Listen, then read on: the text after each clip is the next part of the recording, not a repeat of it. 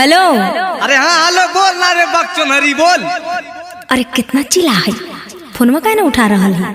बहन के ने भैंसिया हमर भूखल है, कुट्टी काट रही है और तोरा फोन में जना। अरे पहले सुन तो ले, आगे बोल ले पगली की। अरे व्हाट्सएप खोल के देखी ना, कुछ भेजलियो हाँ। अरे इधर लगो कोई कागज हो, कोची कागज हो? अरे कागज नहीं है, हमार शादी के कार्ड है, शादी हो रही हमर। आगे की बोलनी के? काट के फेंक दो सकरी नदिया में, दहाड़ चल जिमी। ए तोरा नाटक सूझ रहा ले सुन। हमार शादी अब न मिला तो आजादी, कैसे रहबो तोरा बिन हम ससुरावा